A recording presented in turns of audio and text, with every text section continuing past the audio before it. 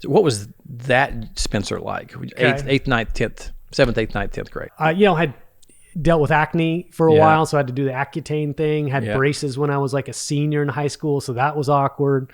Of course, I think I have a photo I posted a couple times of my bleach blonde hair and earrings. Seen that one. I mean, it is a far cry from what you see today. I'm also holding the one thing that's the real pièce de résistance, if you will, is the I'm holding a baby tiger in this photo, like a real live baby tiger.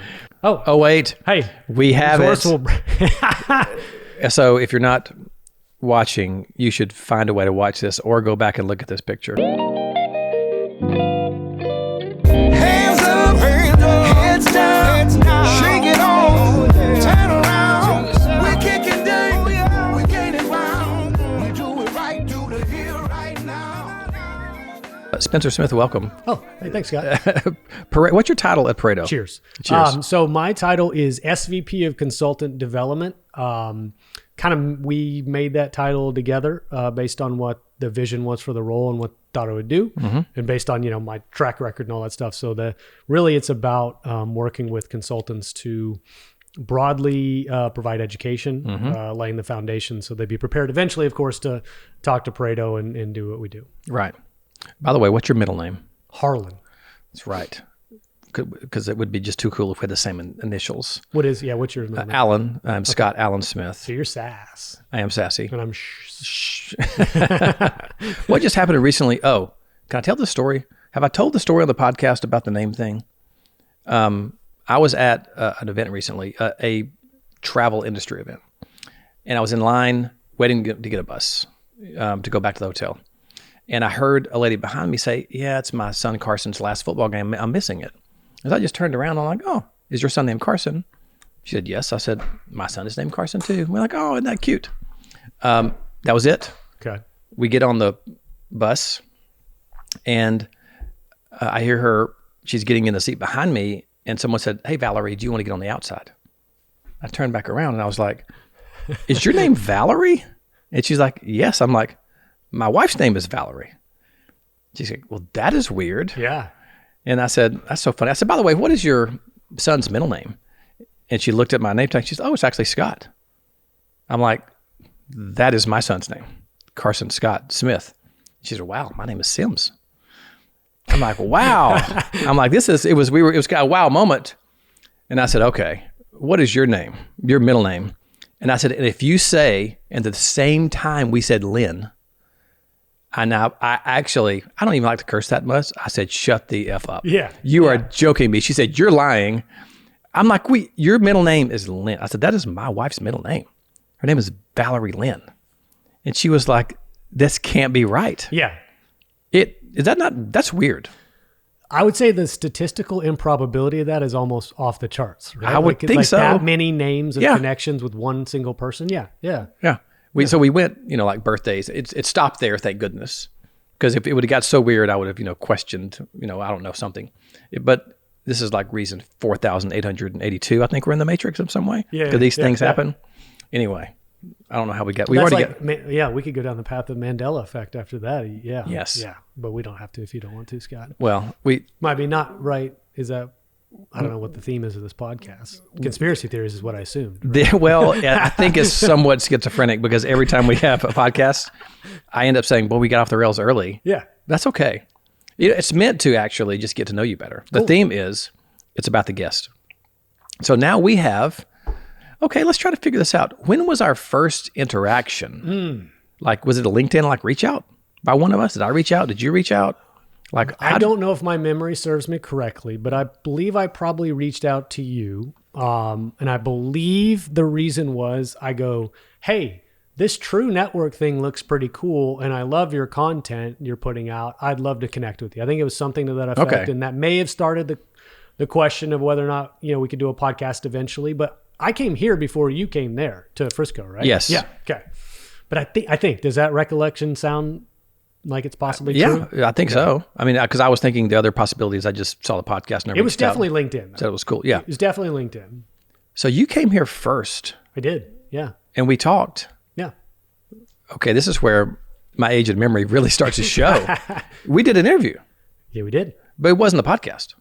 No, we did a podcast. It was yours. It was my podcast. It was your but I did it podcast, here. but you did it here. Yeah. Okay, see, now That's I'm back. weird. Yeah. I'm back. And we did the lake in the background. Oh, yeah, we did it at City Harbor, this cool development down here. And your incredible creative director had set up this amazing Yes. whole solo shoot and looked beautiful. And then we covered True on the first one. Yes. Then you came down to Frisco 6 months later, and we talked more about leadership, I think, and life and legacy. I think legacy was a big theme of that episode. And we decided intentionally to abandon insurance before that one. Yeah, right. I'm going to not intentionally abandon insurance because we'll probably weave it into your story. Okay. But I do want to learn about you. So where were you born? I was born in Arlington, Texas. Okay. So where the Cowboys are now. They weren't then, but Arlington, Texas. Actually born in the same hospital as my mom was born. Okay. 50 some odd years. No, what was she? 40 when, no. Shoot, now my math is, I've got the old brain kicking in with me. I think 30 some odd years difference. But born in the same hospital, grew up in Arlington, Texas, before it kind of exploded like it has now. And then in my high school years, we moved to a smaller town adjacent to it called Mansfield, Texas, which was a sleepy sort of suburban only town, kind of skirting the edge of rural, Texas, but enough where you could get to Arlington for the mall and all the stuff you needed. And then we'd go out and have field parties in Mansfield with bonfires and things like that on the weekends. And what kind of little kid were you? I'm talking like, 4, 5, 6, 7, 8. I didn't send Britt this picture. I have a picture. I was kind of so I had some influence from my dad and my mom, but I think as a kid, the way I was dressed was heavily influenced by my mom. So I have this picture of I'm wearing a button-up shirt with suspenders, looking all fancy and some slacks. I think that was definitely my mom. But I actually wasn't a very outgoing kid. I liked 1 or 2 or 3 really good friends, and I'm still the same to this day. But I wasn't the center of attention. I wasn't the guy that would walk in a room and want to play with all the kids. I'd pick one kid and sit down and want to play with them and kind of have a deep friendship with them. Right. Soccer player, but not till 8. So really the early days, anything kind of pre that era, I don't even think I have vivid memories of it. Siblings? Siblings. So 2 sisters. I was an only child till 10. Oh. Parents go, whoops, 10 years into my life. Had 1, 15 months later, whoops. Double whoops? Double whoops. Wow. So somewhat all close to Irish twins, Yeah. right? But my mom was actually in her 40s when she had them. So at that time in the, 90s, right? Yeah. That was pretty, having children in the 40s was kind of felt like, it was risky or what. But both of them healthy. One of them was a couple weeks premature, but both of them healthy and thriving. So you're 10 and 11 years older. Yeah. I'm 8 years older than my brother. So similar stuff. I didn't have much of a relationship. Yeah. Well, I love my little brother, little guy, Yeah. But when he was in his mid 20s, maybe, because he was a musician. So he was, highly irresponsible till about 28, but was a super talented musician, toured with some cool acts, Sugarland and some other people. But when he became an adult, we became best friends. Okay. But it took a long time. Was there anything like that with either one of yours? My experience parallels yours. So 10 and 11, babies entering the fold, was an only child, thought I was going to be an only child. Yeah. Right? I didn't have any resentment, but I was creeping up into the preteen years and then teenage years when my sisters were toddlers, so I could not have been more annoyed by their existence for a period of time because they would fight and scream and they were little kids. And, you're this teenager that, the world you feel like revolves around you. You're all self-absorbed when you're a teenager. So the fact that they were in there and the way our house was designed, we actually grew up in a barn, believe it or not. So it was a barn converted into a house. So think framing like this and goes up.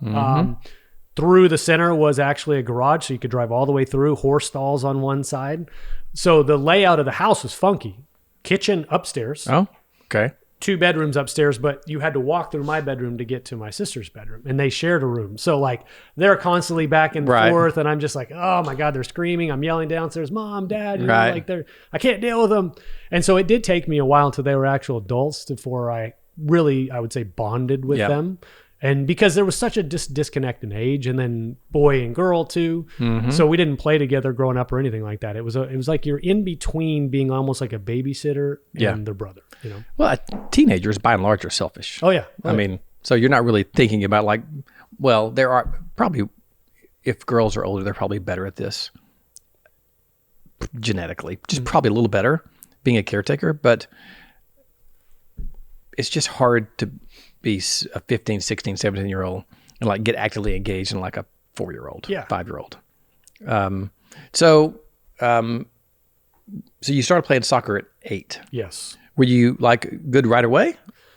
Not really. Okay. No, honestly, I is kind of playing catch up. You know, I don't know how your kids were, but nowadays with my little ones, you're playing sports at 3, at 4. Yeah. It's kind of bananas.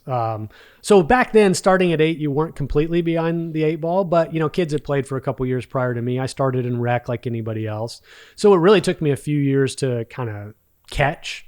I started getting good really in early high school and then really just took off like a hockey stick my junior year. Yeah. But it was because I started dedicating myself pretty significantly to getting good. I think the passion, I don't know if you're like this where there's like a singular thing you only want to do all the time. And that was soccer for me in high school. That's really cool. In those middle school, early high school years, those tend to be kind of awkward ages for kids. You're trying to find yourself. Puberty's kicking in. So what was that, Spencer, like? 8th, 9th, 10th, 7th, 8th, 9th, 10th grade? Well, I think it's probably fairly common knowledge that people follow me. I like heavy metal. Yeah. So it was angsty, right, to a degree. But in this weird world where like the baggy jeans that were frayed at the bottom and then a polo up top. Right. So like it was like business on top, party on the bottom, I guess. But I, had dealt with acne for a while, so I had to do the Accutane thing. Had braces when I was like a senior in high school, so that was awkward. Of course, I think I have a photo I posted a couple times of my bleach blonde hair and earrings. Seen that one. I mean, it is a far cry from what you see today. But I think the interesting thing, and I'm glad I went through a phase like that. My parents were very cool. They would just say, "Hey, as long as you're getting good grades and doing your thing, you can be whoever you want to be, and we're fine with it." So there weren't any real strict, rigid guardrails put on, but by being able, I guess, to be flexible about that stuff, I never felt I had to rebel against anything either. Right. And so I just went through that phase and then figured out who I was over time. And, I look back at that time as a really kind of pivotal, I think, period that shaped who I am today. I think everyone should go to your LinkedIn and go see that picture. Go back till you see that picture. Okay. It's pretty funny. I'm also holding the one thing that's the real pièce de résistance, if you will, is the, I'm holding a baby tiger in this photo, like a real live baby tiger, because we were the Mansfield Tigers. Right. So our mascot was a tiger. This was pre-Tiger King, long time ago. This was like 2000.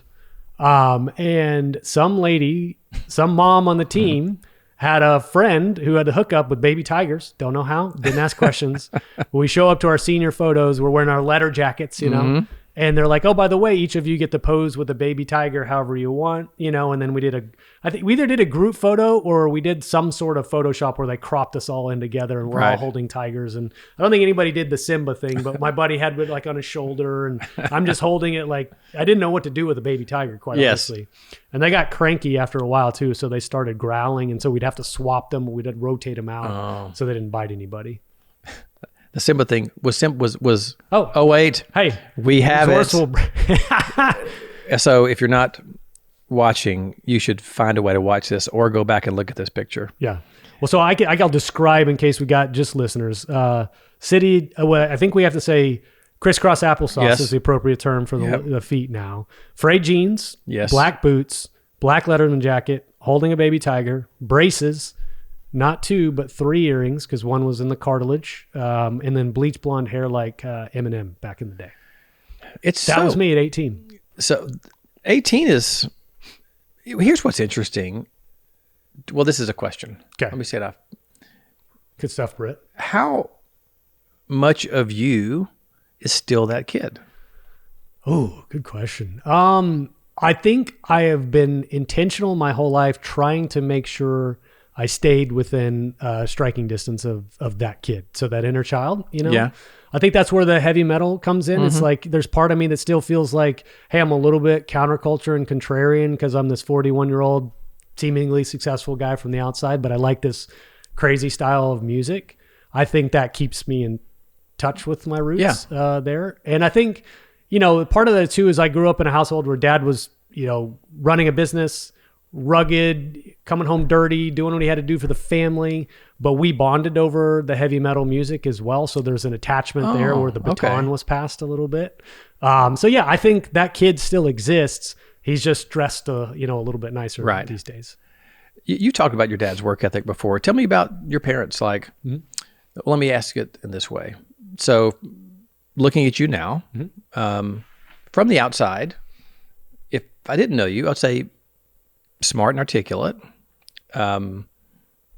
focused, career focused, growth focused, curious.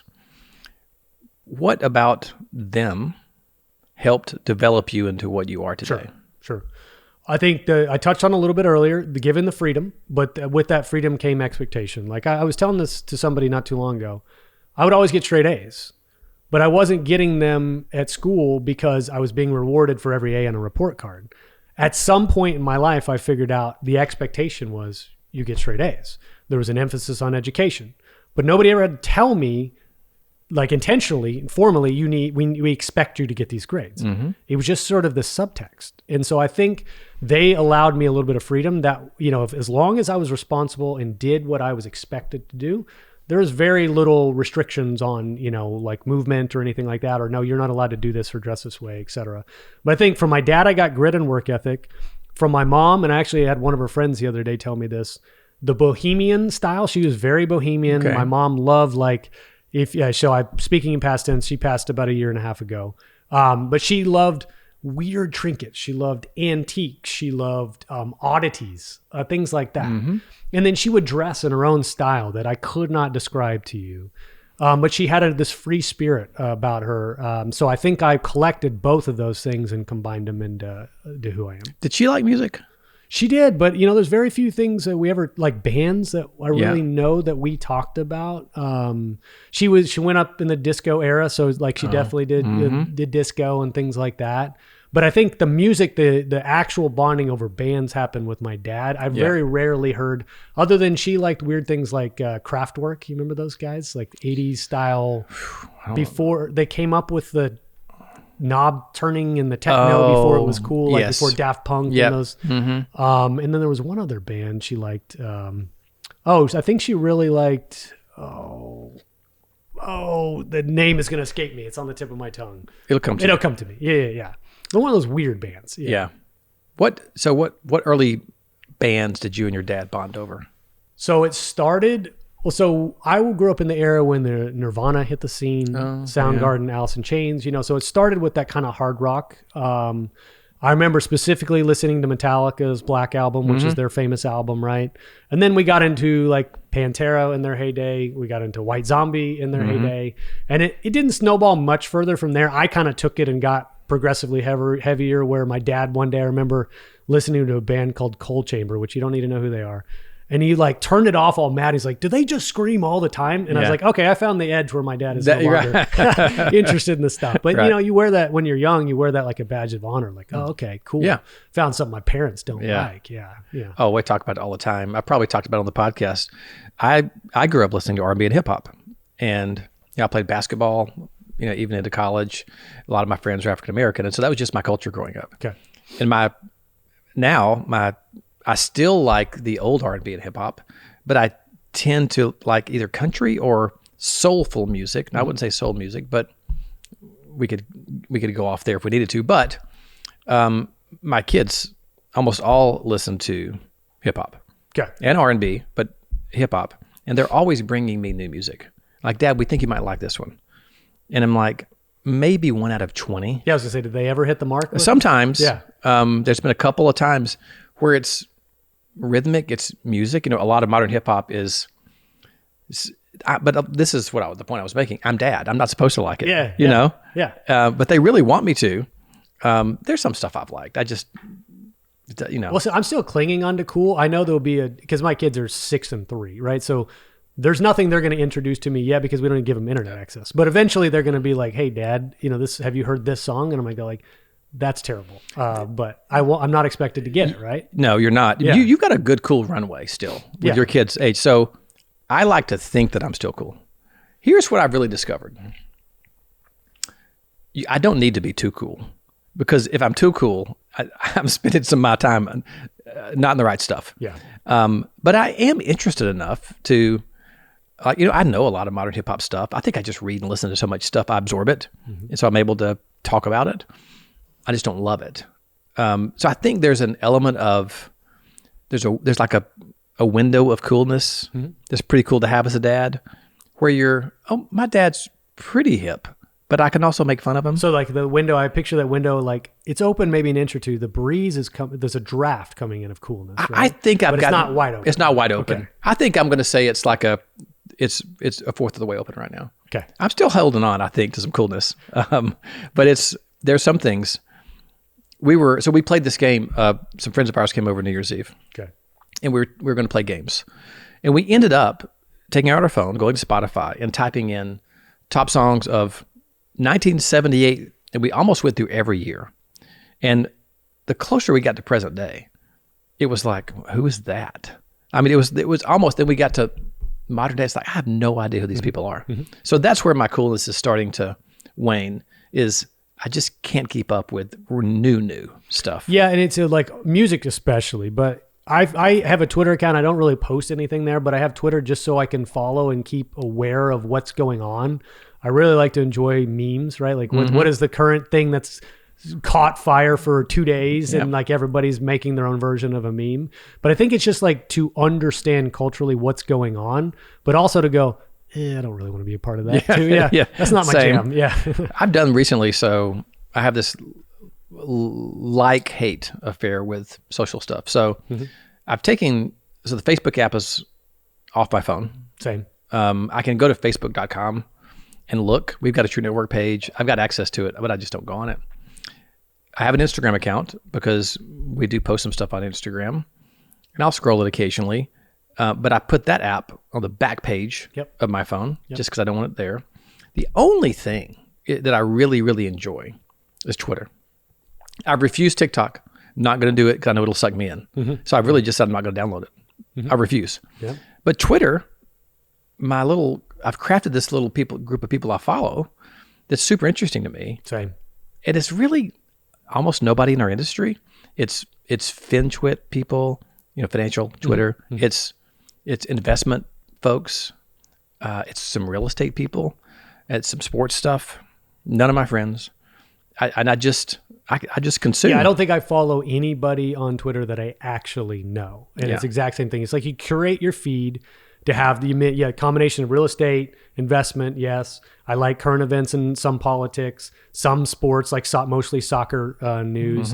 And then there's this weird wing of the conspiracy stuff that I love to follow just to observe, the whole Alex Jones coming back on Twitter, like it's just stuff that like skirts the edge of, is it appropriate or not? Or like, should I follow this person or not? But I'm a big freedom of speech advocate, like a absolutist pretty much when it comes to that. So even if it's something that offends me or I don't believe, I still want to observe and let somebody speak and then decide whether or not I want to interact or follow them after that. But like, I don't like the idea of controlling or putting guardrails on people's language. It's their life. So then following people that push that boundary intentionally, I kind of enjoy that because you get to see where the Overton window is swinging. I enjoy it too much. Too much? Yes. This is what and I think I've said this before on this podcast, but I try to stay away from conspiracy theory stuff because you go down the rabbit hole? Well, I would not say it's a rabbit hole. I say this is how I feel. Let's say we pick the top 10 conspiracy theories, however you want to put a top 10 together. It doesn't matter what they are. 3 of them are going to be true. And I'm also making that up. It could be 2. It could be 4. I don't know. It could be 1, but it's enough to be like, It's definitely not none is the point. Yeah. But there's one that says, that's not true. Yeah. That's not true. And then you read about it and you're like, oh shit, that is true. So then you're like, well, if that one's true, why couldn't that one be true? And actually on an old Joe Rogan episode of Alex Jones, when he was very vulnerable because he was just in the middle of like getting sued and had been canceled. And he was like completely canceled. He was really almost like, I think he's got some issues, right? Yeah, so, he seems a little unstable. Yeah. But he was saying, he literally said that. He said, I've read so much of this stuff. he was actually talking about the Sandy Hook stuff he got in trouble for. And he apologized for it and everything. But he was like, I've seen so much of this stuff be true. Now I question every single thing that I see. And then that becomes like an exercise in exhaustion, because if you really start looking at everything through that lens, you're like, oh man, now I'm going to be a conspiracy theorist. And that's just not where I want to spend my energy. Well, yeah. So that I'm the same, right? Like, again, awareness of it, entertain the possibility of some of those things being true, actually assuming some of them are, right? Doesn't necessarily change how I go about my life on a daily basis. But I've seen some friends get sucked down deep in that. Oh yeah, me too. And next thing you know, like they're almost, their whole day is ruined. Their persona changes. They're stressed out and have they're no anxiety. fun to be around. Yeah, you're like, you need to come back from the edge, because even if everything you just sent me is true, you can't live your life like that, because even if they're all true, what are you going to do differently about your life, or how will you change that? Right. Then I just don't want to, well, I heard Huberman say this, Huberman. Yeah. So he said, hey, be careful, like what viral thing you comment on, or what, conspiracy or topic that has a lot of vitriol associated with it. Be careful which ones you attach yourself to, because what if that one tweet goes viral? Now your identity is coupled with that thing, and it's really hard to come back from that, because people either associate with you or expect that out of you in the future. And so now you've attached yourself to some passing conspiracy or whatever, or controversy, and now you're stuck, right? So I intentionally stay away from all of those things publicly. Isn't that such a weird thing, that we live in a world where you can make a comment on something, and let's equate that to let's just having a conversation off camera, but somebody records us. 20 years ago, you could really say a lot of crazy stuff, and it never come back to you at all. And it might be that you said it in a way, like in the moment, you're like, maybe I believed it, maybe I didn't. Maybe I should have said it, maybe I shouldn't have. But I made a comment that turned out to be whack. Yeah. But now somebody tells you that's your identity. Yeah. Oh, you're that kind of person. Or you can't apologize enough, or you're expected to apologize too, right? So you really can't undo it. Because it's in the public sphere forever. Yeah. It is the one part of our world today that is bizarrely, well, it's just, I'm struggling for the right word for it. Well, it's terrible.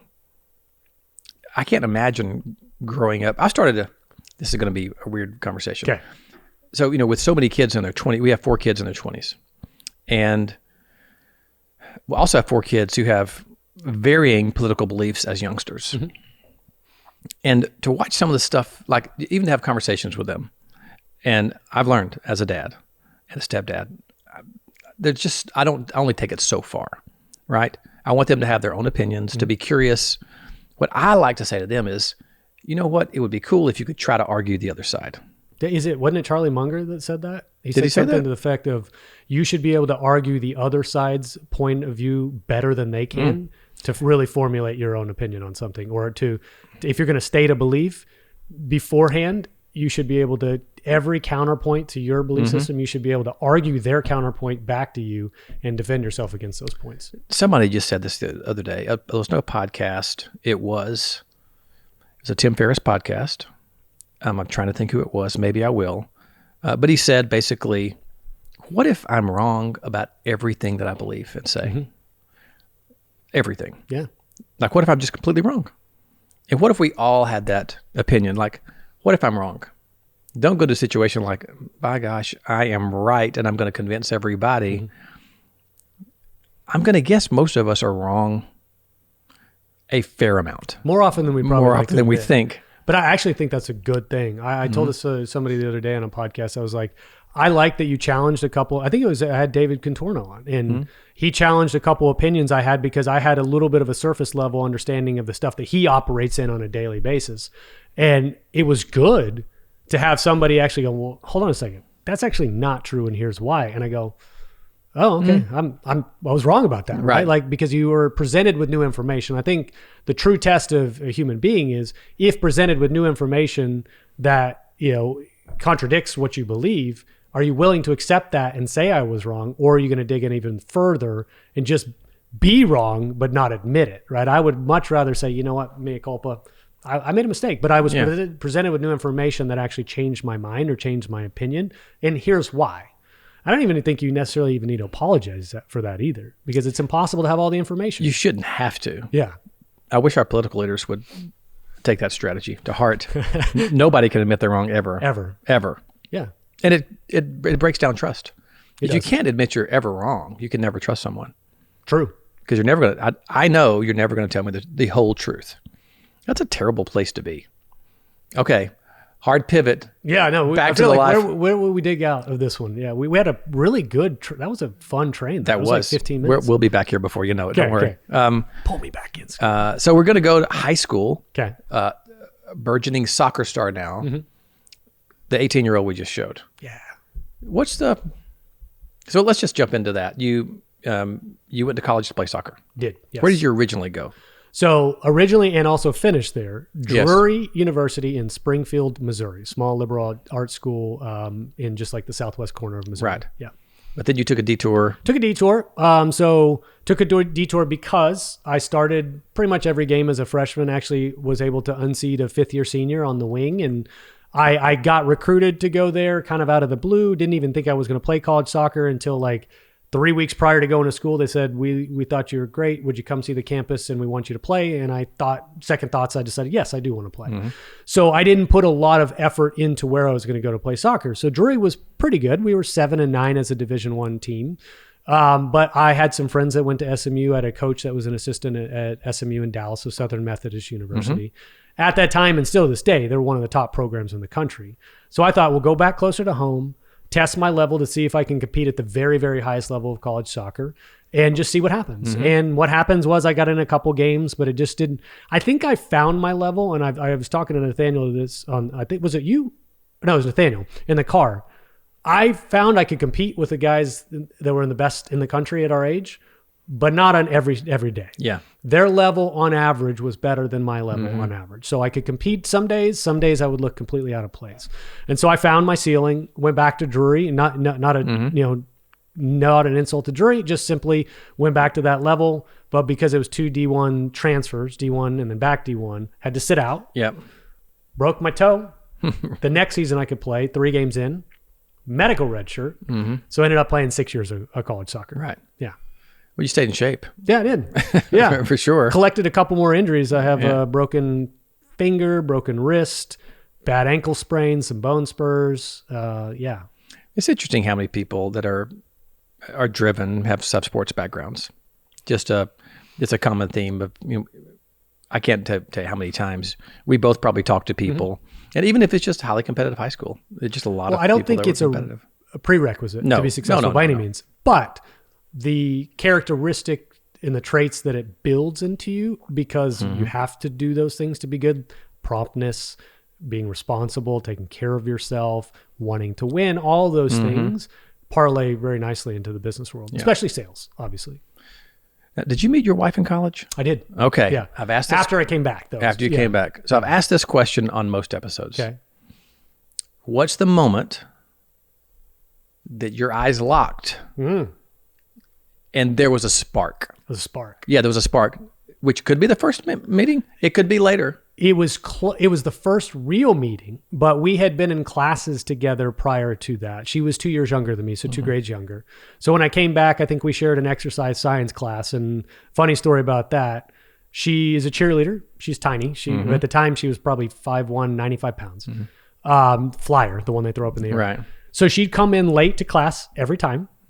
Still to this day, she's late, 10 minutes, everything. But she'd come in late to class. Me and a buddy, Scott, the whole class would turn around because Drury had 15 people in a class. Right. So the door would open. Here comes this little thing carrying a huge duffel bag of all her cheerleading stuff.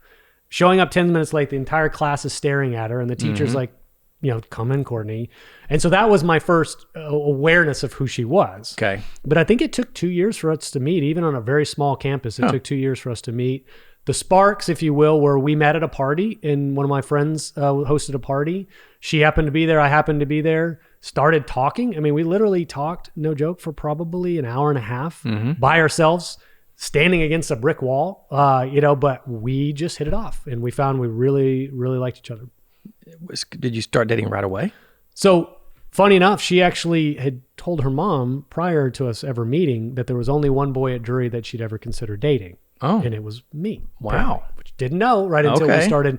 we started hanging out. Like, it was one of those things where first you go to bars together. Hey, we're going to so-and-so and let's go dance or whatever. And then about a month in, she's like, are you ever going to take me on an actual date? And I was like, yeah, I probably should do that. Right. So Yeah.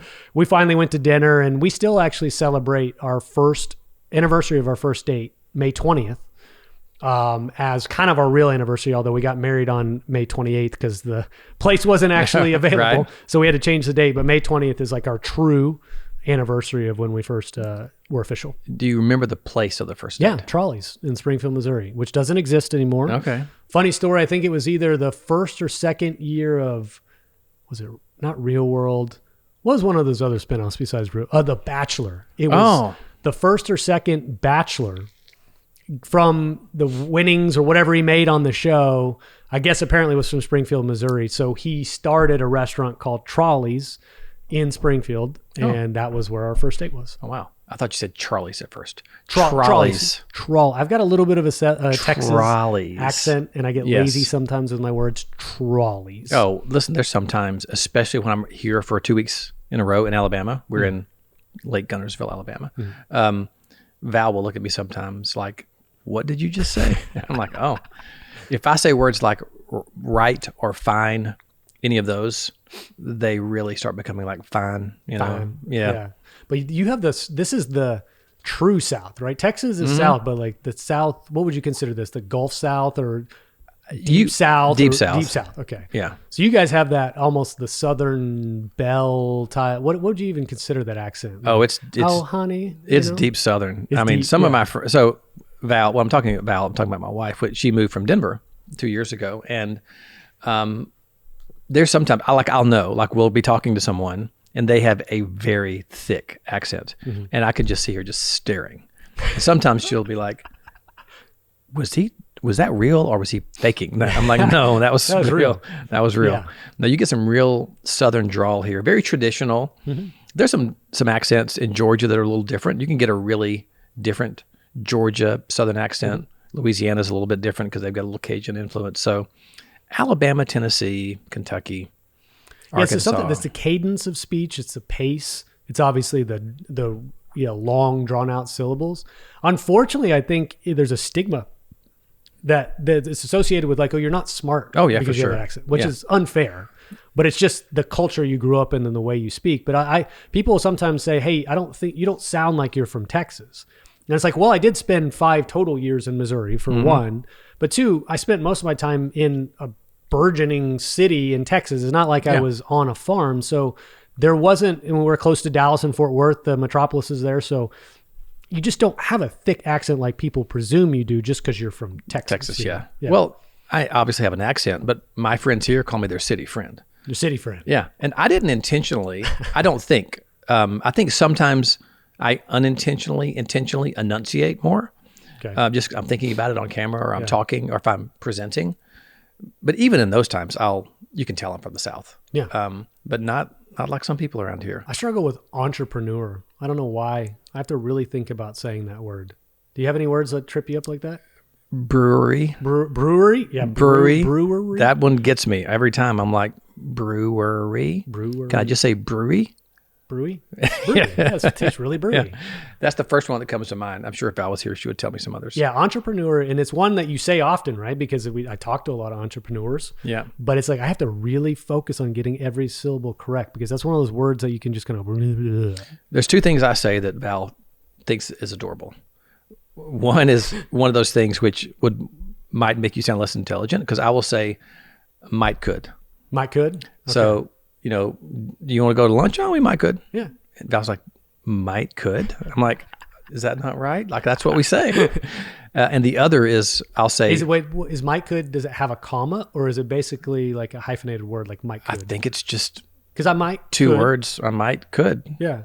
Yeah. But might could. Is how you say it. Yeah. And the other one, she thinks it's hilarious that I will say y'all 3 because she's like, that's double. You don't need to say both of those. You could just say yeah. 3 of you or y'all. You don't have to say y'all 3. That's the 2 things that I say that are Well, she thinks they're cute now. How long Most. before she gets really annoyed by those things? I'm thinking I'm adorable. You're already there? I think. Or you're just well. adorable We've only been married less than a year. So That's what I'm saying. I've got well into my Give it 6 70s and more months. 80s until it's not adorable. Yeah. Okay, so let's. You get out of school. Yeah. What was your major? So I had business administration and I did exercise science. Again, 6 years in college, you got to fill the time. Right. And I actually did my last year, which was crazy, full ride soccer scholarship, grad school, only 6 hours a semester. Oh. So 2 classes a week, 3 nice. hours. So yeah, I mean, I was living a good life. That's a last golden year. Yeah. But didn't finish grad school Okay. because I had the idea that, hey, I don't want to be 24, 25, have a graduate degree and have 0 work experience. That seems like counterintuitive. Right. So I said, no, let's go get some experience. And then I never went back. Yeah.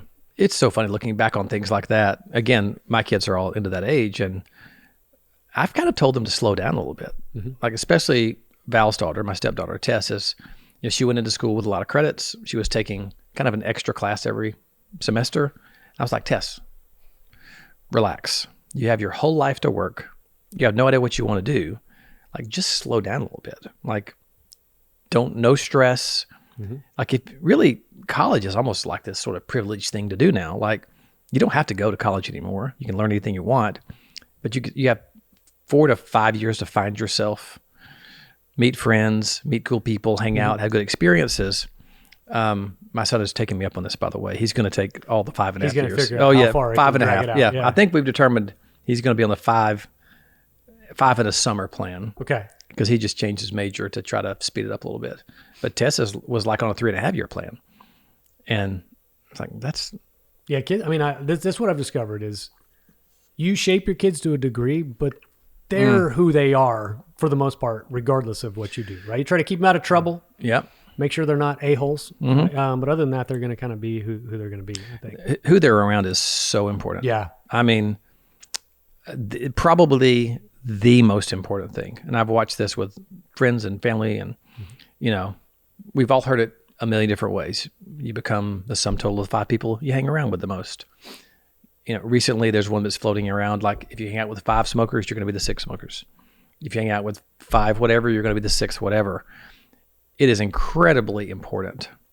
Now, it doesn't necessarily mean they're going to be like that, because again, they are a little bit who they are, but man, their friends are important. Yeah, I would agree with you, right? So one of the things we think about is like where the kids are going to grow up, where they're going to go to school, all those things. And I do think when they're outside of your control, right? Like they're at a friend's house with other parents, you go, oh, are they cool? Like, are they good parents, right? You start thinking about that things because they might have 3 or 4 hours of influence over your kids at any given time. And then if their friend is getting the same influence all the time from that particular set of parents, like you start worrying about that, right? But I do think also it goes the other direction too. If they're great people and you try to cultivate great friendships for your kids and put them in environments to make those friends, I think, again, that's obviously a boon to their life as well. Yeah, it's an advantage for sure. Yeah. We haven't even got to kids yet. We're still, how did you, when you graduated, you went a while, you were doing like stand-up and comedy. Where'd that come from? Was it while you were in college? Was it a decision? When did that So it was happen? After college. Okay. Because my entire identity up to that point was wrapped up in soccer, even to the very last game, right? And so after that was like, well, I'm supposed to get a job, so I'll go get a job. I had my first job at Liberty Mutual as an insurance adjuster, doing claims, remotely, basically sitting at a desk. Claims come in, I pick up the phone and call, find out what happened, and try to settle that. That was my first job. It was the only company that would hire somebody with 0 work experience, but at least on paper had a decent GPA, right? And they would train you and stuff.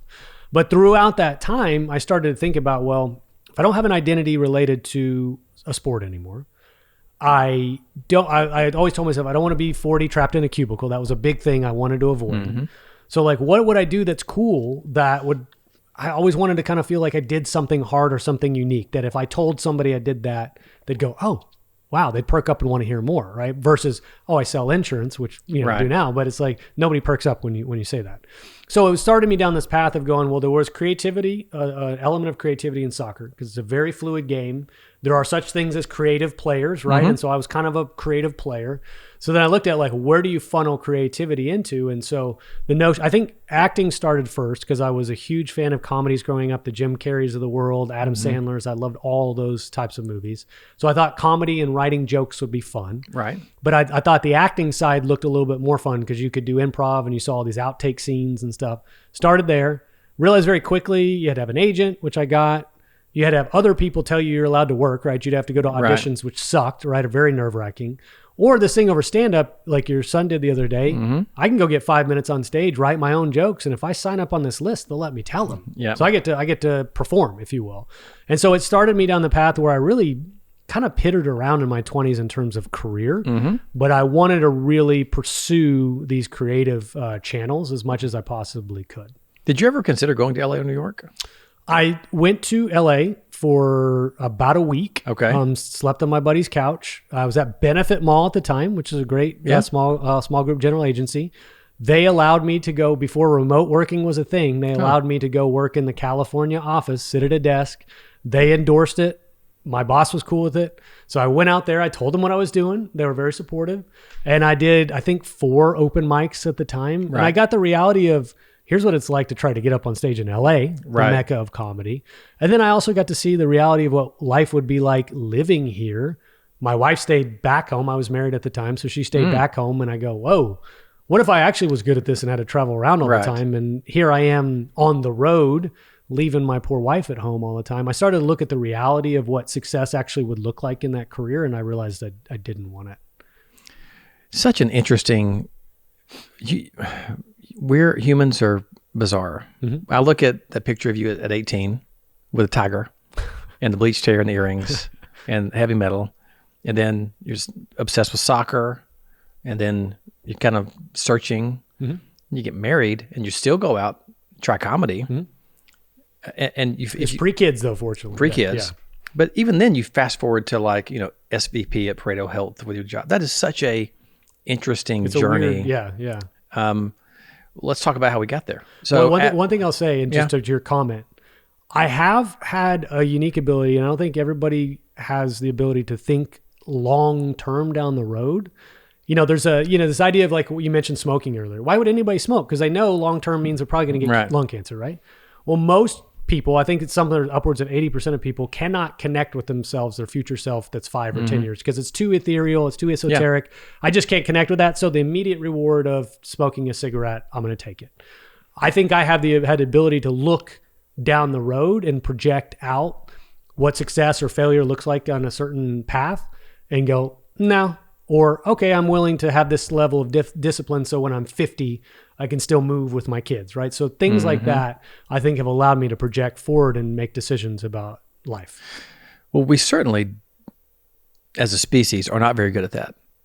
Even so, way back when we had our benefit practice, I took about 2 years and decided I became obsessed with selling 401ks because I felt the reward that I was doing good for people. Because I thought people were getting advantage of, the fees were too high. And this was early 2000s. Okay. So way before any of this kind of fee craze was going on in that industry about reducing fees. But I also became passionate about educating people about how to save. Because I came from a very humble background. Nobody in my family ever had money. And I thought, I can be different here. And my presentation back then, I found this age progression program where you could take a picture of someone and then you could, it was not as good as today's, right? But this was early 2000s. I would say, well, this is me now. I'm making decisions for the 65-year-old me. By the way, this is what this dude looks like. And I created this story. I've got 4 grandkids, and this is all happening. Like, that dude is real. Like, he is going to make it. Yep. And even today, it's so hard to take the short-term discipline to realize that you're making decisions for. I'll even take it into parenting. One of the best quotes I've ever heard about parenting is that, you're trying to raise happy 32-year-olds, not happy 17-year-olds. And it's very hard because you have to probably have more discipline than you would like with your kids. You're going to have to not be liked sometimes. That's hard. It's hard. Yep. You're going to have to let them experience some pain because the earlier they experience it, the better. And you don't want it to be too bad. But on a podcast somewhere, somebody was talking about the worst thing that's ever happened to you is the worst thing that's ever happened to you. Meaning, like, if you're 18 and the worst thing that's ever happened to you is that you don't make the cheerleading team, Yeah. then that's devastating. But, if you've had some struggles along the way, you've had some disappointments, it's not as bad. And you can certainly magnify that out. So yeah, it's cool that you could see that at that age. Well, I don't even want to suggest, I was thinking about that. I don't want to suggest like I know something that other people don't, but I felt like it was important to be able to think long-term and make decisions for the long-term, even if that immediate reward wasn't there, because I go, hey, if I want to have whatever this vision is of my life, you got to do some hard things and give up a lot of things to get there. And so I was willing to give up the short-term reward for what I perceive and have faith being the long-term rewards. Were you consuming any personal development type content or reading anything at that time in your life? Did you have positive influences? So the one thing that I did do intentionally, I think in college, especially when I was at SMU and I found myself struggling to tread water at that level, I got real into visualization of sport. So like there's a meditative side, but there's a visualization side, like lay down while you're stretching prior to the practice and visualize what your practice is going to look, the success you're going to have, the speed you're moving at. And so almost sort of you trick your mind into believing that you're going to be successful in this practice. And so I started looking for things like that. I think there was explorations around God at that time and what that looked like and what I believed. And so I was, like anybody in college, I think sort of testing theories of my own life and being open to more theories than, I might be today at 41, but I was looking for answers or truth or whatever you want to call it. Yeah.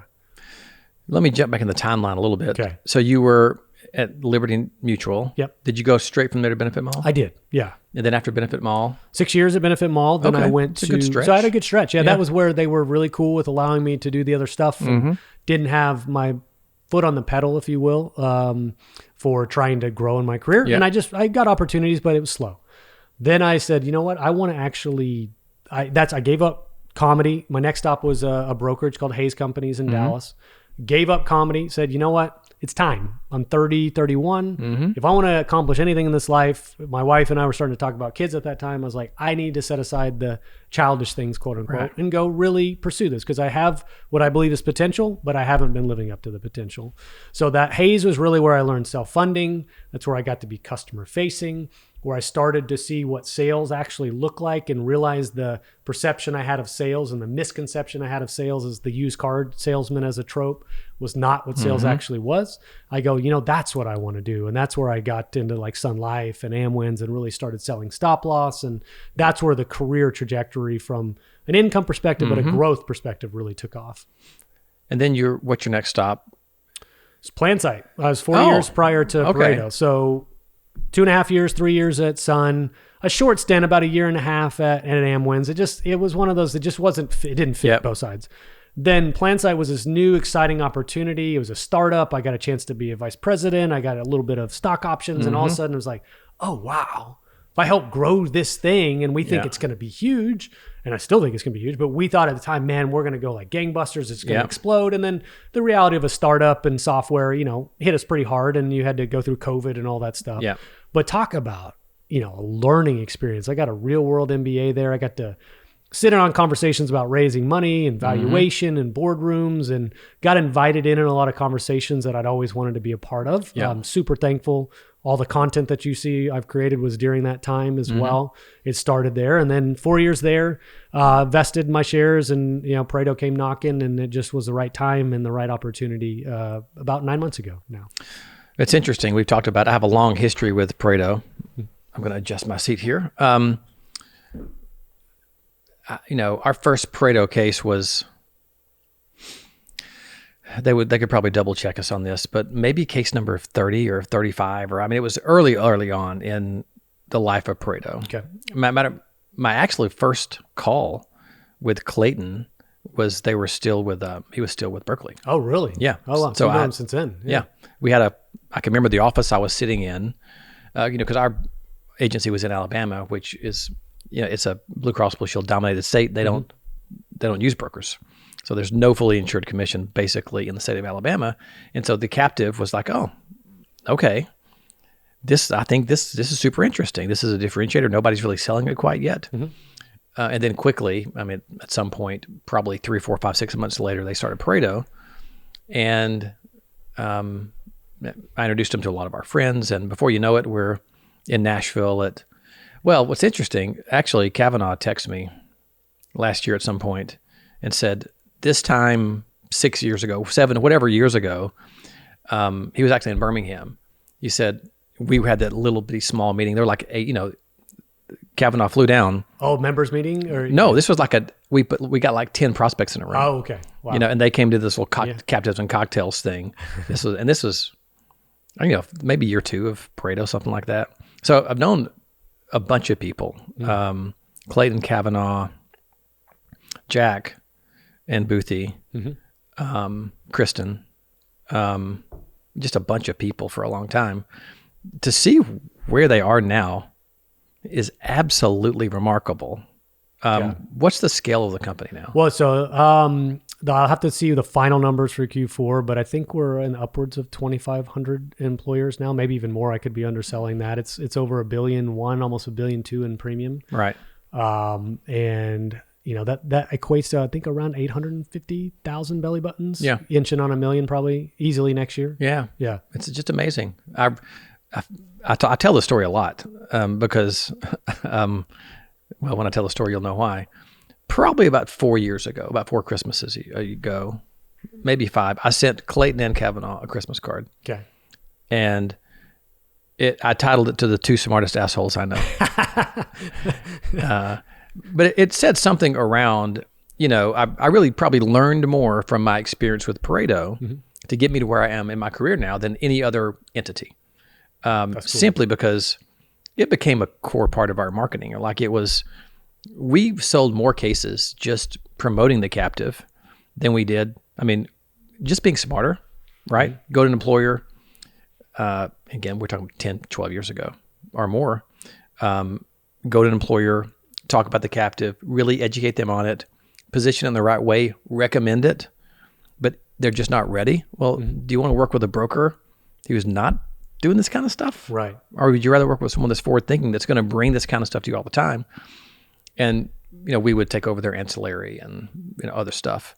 But we sold more business that way. And I also tell our agencies all the time at True, like, when they have prospective member meetings, we closed 80% of the people that we took. And my quote to our team was like, even with Alabama math, I know we need to take more people to that thing. Yeah. Like, get them to the right position, make sure that they understand what the value proposition is. And they're, at least at the 20-yard line going in. And those events that I went to make up a lot of kind of what I positioned the True events as originally. Now they've taken on a life of their own now. Yeah. But that sort of, let's enjoy the time we have together as well as being the smartest, nerdiest people. That kind of combination is really a bunch of Pareto influence. Well, the one thing I was driving yesterday and I was thinking about this, I was lamenting the fact that I'm so grateful to be a Pareto, but there's a little bit of wishing I had been on the ground floor in the trenches with the people you just listed, lifting off this crazy idea off the ground. Because back at the time, the idea of a captive was pretty foreign to most agencies, right? And the benefits captive especially was still a relatively new concept. So for them to get to go and fly for an 8-person prospect meeting and things like that to where it is today, like the credibility I think that those folks have in lifting this company and in turning it into the behemoth. I mean, that's the one thing there's no regret because I can't go backwards in time, but it's like, man, to just be able to experience that and then see it come to fruition a decade later like it has is probably a pretty great feeling. I'll bet if I talked to them, I saw them last year for the first time in a long time, like both of them at the same time. Okay. At an event in Colorado Springs. And I will ask them this question next time I see them. But for me, and True is a much smaller scale in this, the Patriot enterprise that we have is very similar, but the joy is in the building, is in that journey. Like when you actually accomplish something, and I don't know, well, everybody's made plenty of money, right? Yeah, in the executive level. Yeah. When you get there, and I say this with whatever word you want to say, privilege, appreciation, all those kind of things, is that you realize the fun was in the building. Because once you get to a point, you're like, well, what? Dude, What am I going to Athletes do talk now? about that all the time when they win a championship and they get there, and then the next day they're like, "Well, now what?" Yeah. because I accomplished it, and that's what it feels like. Okay, and they realize it didn't fulfill whatever burning desire was, and that's part of being an athlete too. I think is to reset and go try to do it again and have the same level of passion. But you're right. I wonder that too. Right? It's like once it's been built and there's been some transactions and money's been made. Do you have the same burning passion as you did from day one when you're trying to keep the lights on? I suspect it's very hard for anybody to maintain that over a long period of time.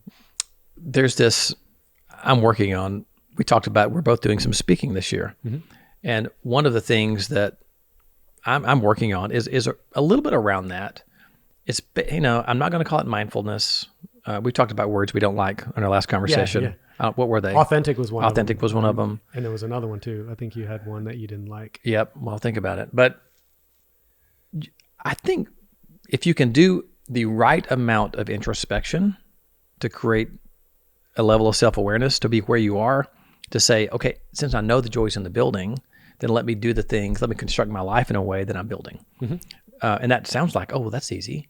But it's really not. If you're not purposeful about it, you can pretty easily get distracted by other trappings of life. You can get sucked into problems that aren't problems. But to know, like, do you know, where was I getting joy?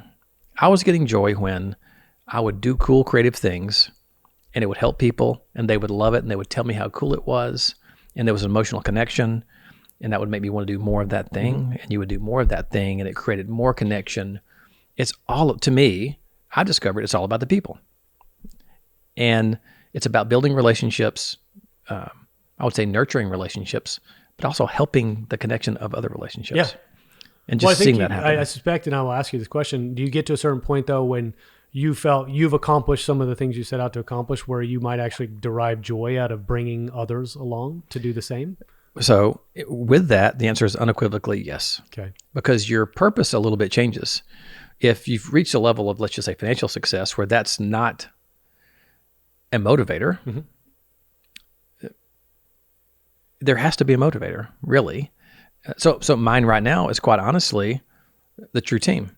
That, you're in a position to where I can have direct impact on the lives of the people and the families within the True network. And that is a really cool place to be. And it is so easy to get selfish and sidetracked from that, because if you polled 100 people worth a couple $1 million, 10 million, 20, whatever the number is, if you said, hey, what's your goal? Where do you want to be? Almost everybody doubles their number. That's funny. Let's say someone's worth $10 million. Say, well, I'd like to be worth $20 million. If they're worth $2 million, they was like, well, I'd like to be worth $4 million. They just double the number. And like, where did you say you wanted to be 10 years ago? Right. And it's usually less than the number they're at today. Yeah. There's this kind of thing that it's just, I don't know why, but it is real. You get caught up in that. And there's a danger of being too introspective. And that's really what I've been working on with some of this presentation is you want to be self-reflective. You want to have self-awareness, but you can spend too much time on that because the more you're focusing on yourself, the less you're focusing on them. Can I insert a Tool lyric here that's relevant? Yeah. The band Tool. There's a lyric that says, overthinking, overanalyzing separates the body from the mind. I got to jump back because I just had a memory about Tool in one of our regional interactions. Okay. And then when you said you have a tool, I thought you were going to talk about a tool. And then you said the band Tool. The band Tool. So let me hear the quote again, the lyric again. Overthinking, overanalyzing separates the body from the mind. So what you were talking about is like getting too deep introspective and forgetting to live or to enjoy or to be. Yeah. I have a tendency towards that where there's sort of an obsession about certain things and a constant mulling over and thinking and, again, projecting out in the future a lot as well, that I forget to just be here often. It's one of the reasons I love podcasts, quite frankly, is because you're here right now and you get to stay in this moment for an hour and a half. And it reminds me to continue to focus on what's right in front of me as well and enjoy it. I'll add to that too, in that it's just the doing, right? It is. So in addition to not overanalyzing so you can be in the moment, if you're doing too much of this sort of inner work and talk and introspection, you're not doing things. Yeah. And let me just tell you, if there's one thing I've learned through True, is that just do it. Just do stuff. I mean, just do it. You know, every event brand we've launched, I think we're still at 100% success right now. We're eventually going to have a dud. Yeah. It's just going to happen. No, it's not. What am I saying? We're not going to have a dud. You never know. It may not meet expectations. Yeah, it may not. Yeah. I just don't like to admit that it might happen. But I think anything you do creatively, eventually you're going to find something that falls flat. Yeah. It's inevitable, right? Yeah. And I think even you may not be pushing boundaries enough of that's it. pushing yourself. So one thing about being part of a larger organization now with Patriot, I would say the primary downside or negative is that there's some jokes I can't make now. Mm-hmm. I can't, like I could make them if it was just me, and somebody could call me and say, I was offended by that. And I was like, shut up. That was not offensive. Yeah. You know my heart. That was funny. That was hilarious. That was not offensive. Mm-hmm. There's some things I can't do now. That's peanut butter. That's really probably the main downside is our creative skits and stuff. Britt and I have written, Britt Burns, creative director back there. We've written some funny stuff, and it's been like, oh man, I can't do it. Mm-hmm. One of the best ones we had is, I play these various characters in some of our skits. Yeah. One of them is this DJ Couch Money character. Yeah. He almost got canceled at one point. He did? He almost got canceled. Okay. He's back with some strengths. He's just a bumbling, stupid DJ. Yeah. But I'm not going to go through that again. And also play Forrest Gump, Scotty Gump. Yeah. And so this was during the heat. I think it was the first Trump election or the second one. I can't remember that cycle. But we had this concept of we were going to do a Gump Couch Money ticket where Scotty Gump, like his saying was, my mama always said. Mm-hmm. Like every time in an interview, someone would ask about foreign policy or Medicare. He's like, well, mama always said that. And it would just be that. And then there was going to be a political meeting where we were struggling with everything but the female vote. And Couch Money thinks he's a player. So he was like, yo, I got that, Yeah. And we just did it. And it was kind of in the heat of COVID, George Floyd stuff. Sure. So it was like tense. Yeah. And it was like, we just can't do that. But I saw your face. That's a funny skit. Yeah, it's that's funny. I'm thinking how far I would try to take some of the jokes right now. Like, and it is interesting, right? Because we exist still in a corporate world. I think about this all the time with content I create. No matter what I do, I'm a representative of Pareto, even if I'm not representing him in that particular moment. So I think about that, right? And there's a contrarian mindset that Andrew Kavanaugh and Andrew Clayton and Kristen McKenna have infused. Jack, you mentioned earlier. They intentionally were contrarian, right? Mm-hmm. So there was this coolness and a swagger and a little bit of like, well, if you don't like it, that's fine. Well, then we'll go down the street. So there's a little bit more freedom with a culture like that. But as we grow and we become more corporate, I don't know if that'll always be the case. I think about that, right? Is this joke okay?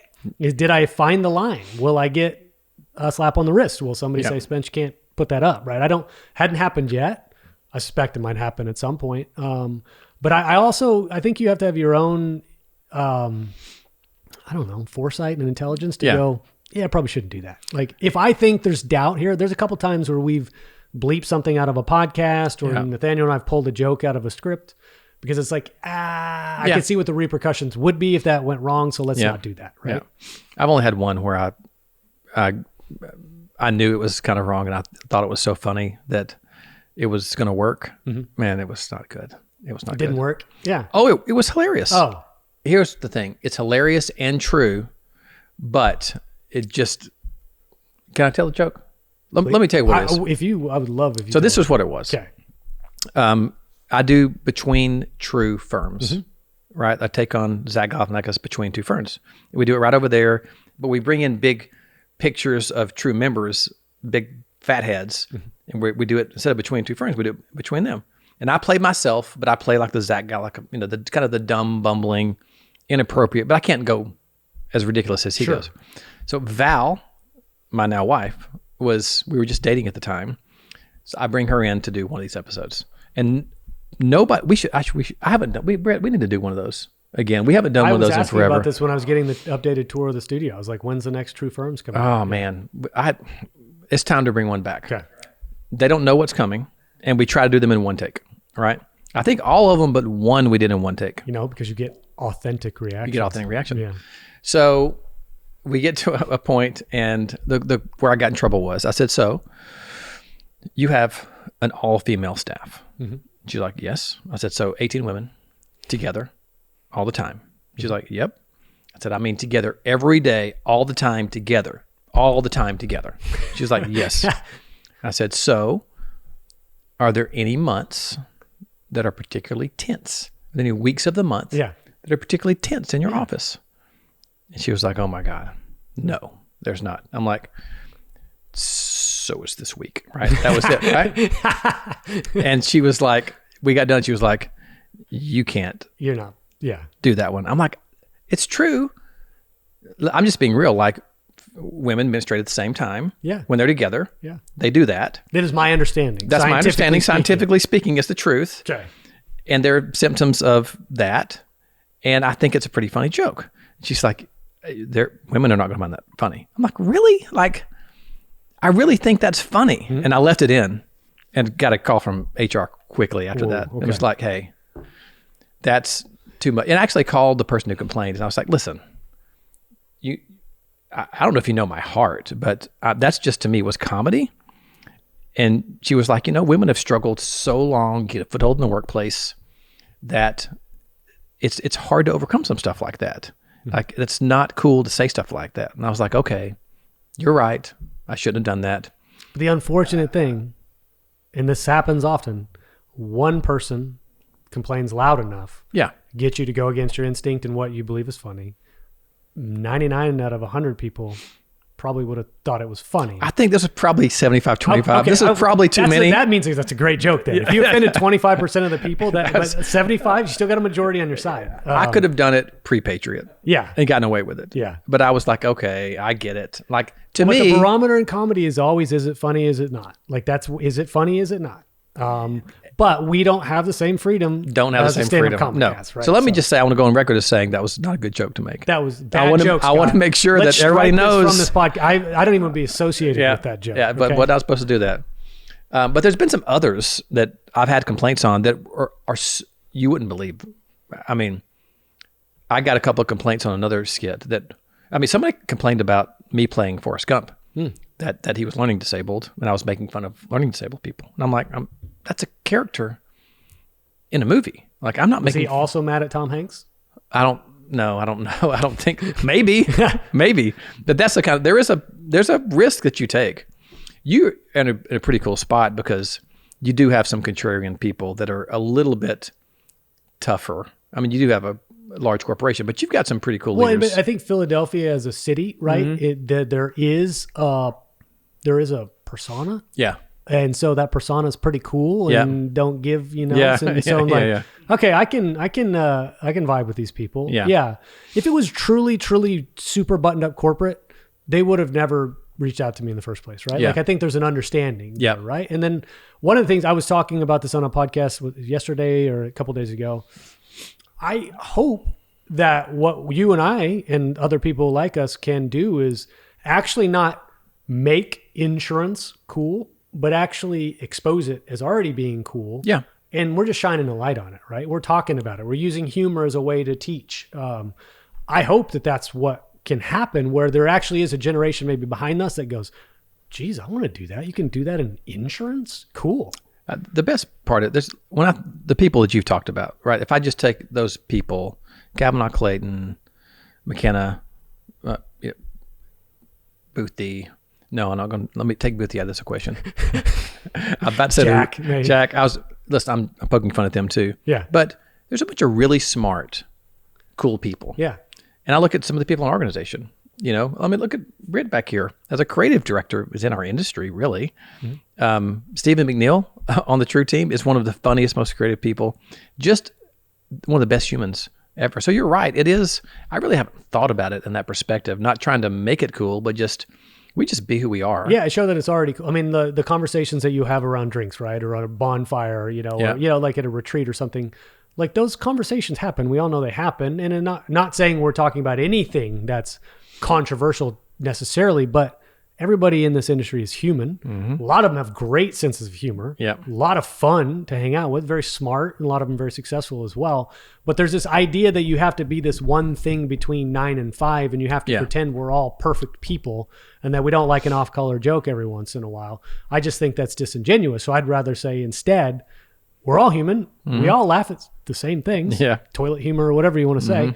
And that, oh, by the way, we also do this thing as a profession, and you should consider it too. Like I look at it as almost trying to shine a beacon to say, hey, 17-year-old kiddo that doesn't know what they want to do in their life, have you considered this? And here's what we've been able to do inside of this industry.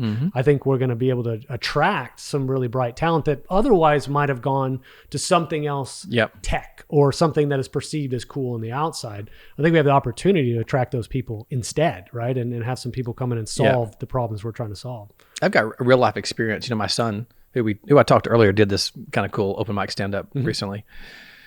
Was interned with us this summer, along with one of his best friends. And he's got about a year and a half, a year and a class left, something like that. And, you know, he's thinking about what I want to do. He's like, you know, Dad, I'm really struggling between what he thinks is taking the easy way. Like, I could help him get a job in our industry. It's up to him to do all the things, but I could help him get his first job. Do I do that, or do I try to make my own way and do my own thing? Yeah. But what he has seen is the cool lifestyle that's provided. Yeah. And it's like, well, there is a way. Listen, 99% of my net worth came after age 45. That's all in the last 7 years. And this seminal moment is when I started being myself. It's a great point. I mean, well, I talk about it a lot too. I didn't start in sales until I was 30, like I said, 31 or 32. I can't remember exactly how old I was, but like I started late, you know, and I don't regret that I started late in it, but I caught up pretty quickly too. Right. And so I think there is a misconception, especially because of the influence of social media, that you have to be a baller and taking pictures in front of a Lambo when you're 19 years old, or you're a failure. I think it's really important to show, hey, there's a lot of entrepreneurs that didn't even actually become an entrepreneur until after 40. They probably worked their whole life, then started a business in their 40s and became successful. And all you see is the aftermath of that. You didn't see all the work that they were working for somebody else or doing something that you wouldn't perceive as cool. It's possible to do things in your 50s and 60s and 70s and still make it, right? So I think people, and I think Gary Vee is very adamant about this, is like everybody you mentioned earlier wants to go so fast. Yeah. You got a lot of time too. Like I discovered that. Yeah. Well, assuming we all know when we're, you know, like I don't know if I have time on this earth, right?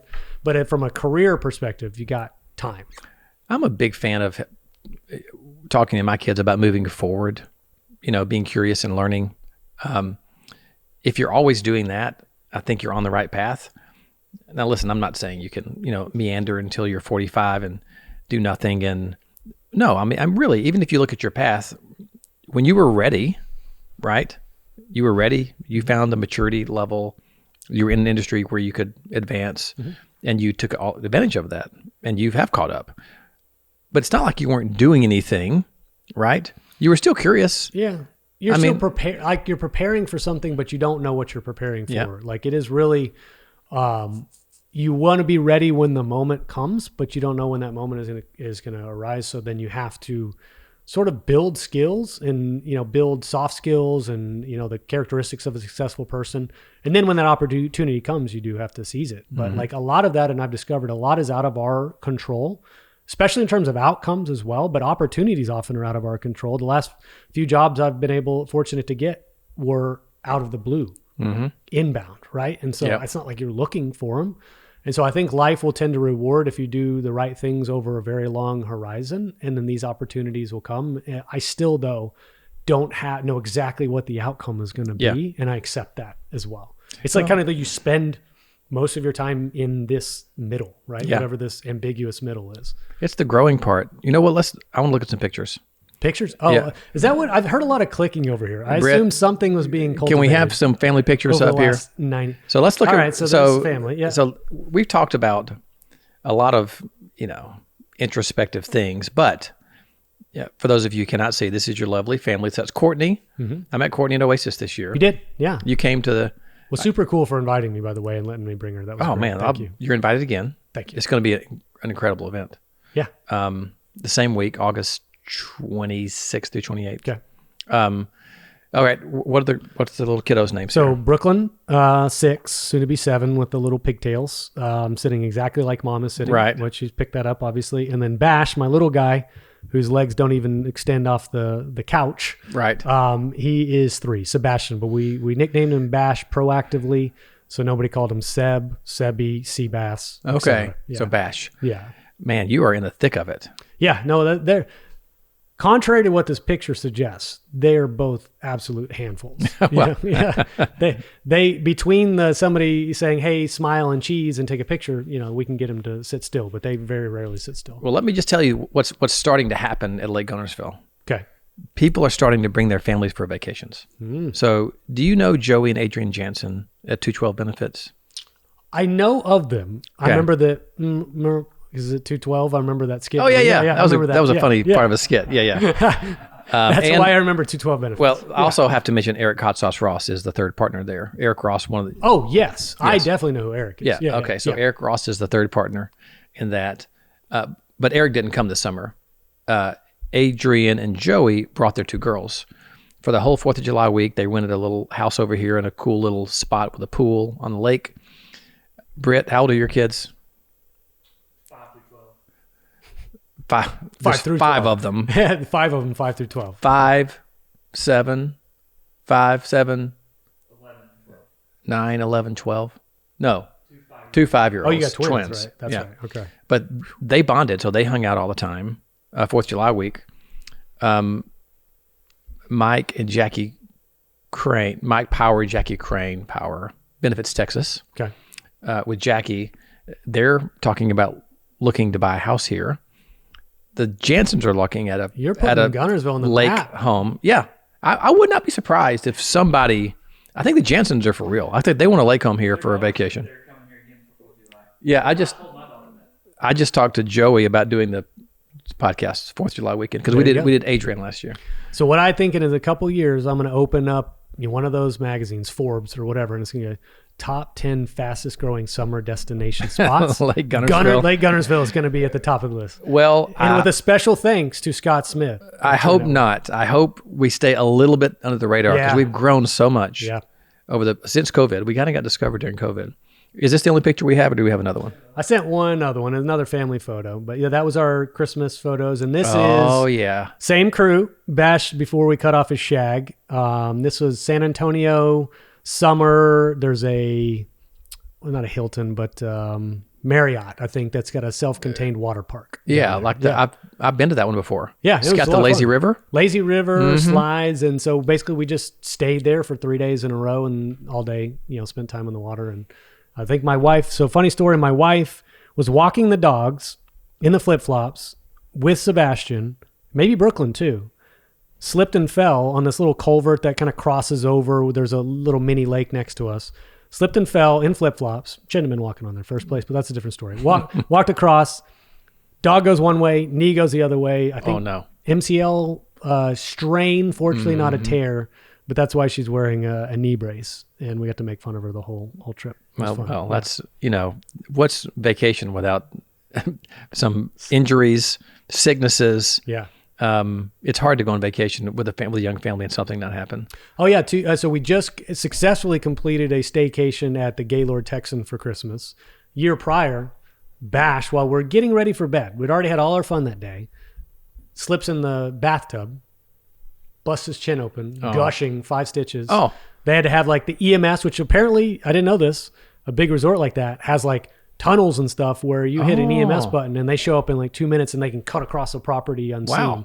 So they obviously took care of him, but we had to take him to urgent care. So our vacation, we didn't even stay that night. We actually had to leave. And the year later though, flash forward, we unfortunately unscathed. Man, how old are you? 41. 41. You're not Old 30, enough, there's a pause. you're not- I had to think about it. You're not 37. We've had so many guests that have been 37, which is exactly Britt's. Hey, Nate Dogg, how old are you back there? Wait for this one. 23. 23? 23. Man, wise beyond your years. He is, yeah. By the way, Nate does a lot of your creative stuff, videography, production, editing. Shout out Nathaniel Smith. Shout out Nathaniel Smith. Third Smith in the room, none of us related as well. I know. They were asking, I was booking your hotels, and they were like, what's the Nathaniel's last name? And I looked, I was like, oh, Smith. Yeah. Yeah. Yeah. Not my brother. No? Common misconception. Yep. Not related. Yeah. Nathaniel, what's your middle name? Edward. Nathaniel Edward.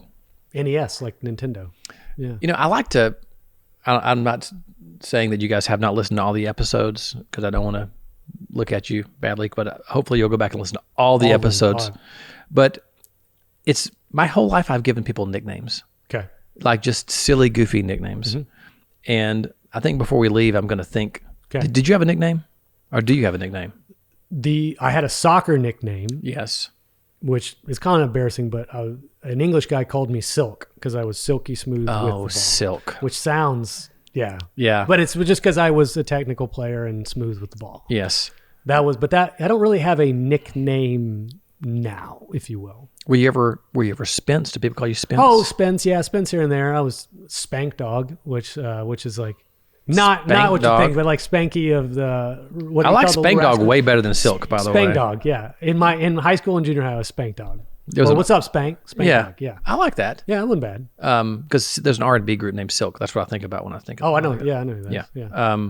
What did you have growing up? So I have had a lot of nicknames in my life. My high school friends called me Scott Rock. Scott Ross. Scott Rock. It came from playing football, probably 9th or 10th grade. And I went across the middle to catch a pass, and I got completely knocked out. And this was before CTE and everything. I was out cold. Yeah. And I'm laying there, just knocked out. And one said, "Hey, I think Scott's hurt." And the coach said, "Oh, Scott's not hurt. He's got a head like a rock." And then somehow that turned into Scott Rock. And did you play the next play as well? The next Yeah, down? sure. I went over to the side and came back in. Yeah. And then in college, playing basketball, it became Smitty for Smith. I think at some point, everybody that's a Smith. Yeah, Smitty. Yeah. Smitty. Smith. I didn't even think about that. Were you ever Smitty? Not really. One of my friends growing up called me Spinner Myth instead of Spencer Smith, Spinner Myth. But there was never a Smitty. Like No. never got Schmitty. So there's about a 3-year window of my life where all those people still call me Smitty. They still do. Is there anything? Oh, and then I had a big reggae part of my life in my early 20s. I got completely obsessed. I worked. Sorry. Yeah, I know I'm it's just not picturing you as a reggae. Yeah, like your not reggae very face. likely. So I, after college, went to Atlanta where my mom had moved, and I started working before I got a real job in this Tex-Mex restaurant. Okay. And a bunch of the folks there were from St. Croix, and we just started listening to reggae music with them. And I had another friend, Jay Niebel, who's in the educational system in Gwinnett County, Georgia, great dude. We both kind of just fell into this culture with all these folks from St. Croix and St. Lucia. And we became obsessed, not just like regular people are like, oh, like Bob Marley. Yeah, I'm like, no. This is like dance hall, very aggressive, like Buju Banton and Beanie Man and people in the band. So there's a term in reggae culture of ranks, Okay. like Shabba ranks. Shabba ranks, I've heard. Right, Yeah, which yeah. means elevated or above. Ah. And so all those people in my life called me Scotty Ranks. Scotty ranks. Scotty Ranks. It's still my Instagram handle. Like some of my kids' friends call me Scotty Ranks. That's awesome. Yeah, they call me Scotty instead of Scott or Mr. Smith. They all call me Scotty, but some of them will call me Scotty Ranks. Scotty ranks. That's Yeah. no, I like that nickname a lot.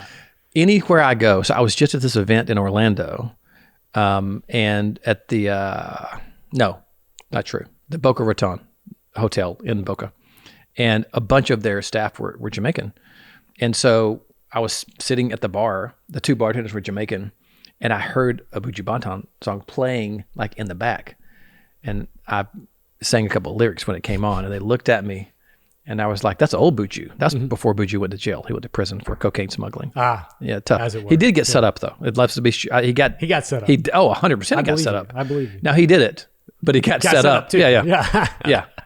Entrapment for sure. But I have these, like whenever they see, like when I tell them my nickname is Scotty Ranks, we end up having this. At one time, I could talk with a patois. It was the funniest thing ever to see this pale, red-headed You know, that guy reminds me talking of a we did Jamaican a Tom patois. Broker's kid, and I know we're going to wrap here soon, so I don't want to keep us go tangent. But Nathaniel and I were trying to choose music and what reference we would go, like because Tom Broker likes hardcore gangster rap, but then he references like Marky Mark and Eminem, and Right. they're all like nerdy white rappers. But then you remember Snow? Oh, yes, I remember. Informer? Yeah, of course. And I was like, I was a kid when that came out. I love that song. Yeah. And then I tried to go look at the lyrics, and I'm like, these aren't even words. I don't even know what these words like. And so I had to Google what all of these things meant. But literally 50+% of the words were whatever this slang is that I don't even understand. Is that like a Jamaican style slang? Okay. Yeah. But it was like, are we getting the light, Britt, or is that okay? I thought this was like when you do stand up and they're like, flashing wrap like it we're up, ready. guys. It is time to wrap up. It's perfect. That's perfect. It's perfect timing. Yeah, technical difficulties. Because we've gone an hour and 30 almost. Cool. I love it. Well, man, great conversation. Yeah. I could do this for hours. Same. Yeah. We are going to, spoiler alert, we're going to shoot a little Tom Brooker skit. Yeah, we are. Today or tomorrow? I think we're going to do it tomorrow. Okay. Right, just to give ourselves complete clean slate. To do that. Good. Yeah. All right, man. Well, we have to cheers at the end of every episode. Cheers. Do we cheers? We cheers. Thanks Okay. for Do we touch? Oh, I'm short. Okay. thanks for hanging out. True love. Hands up, heads down.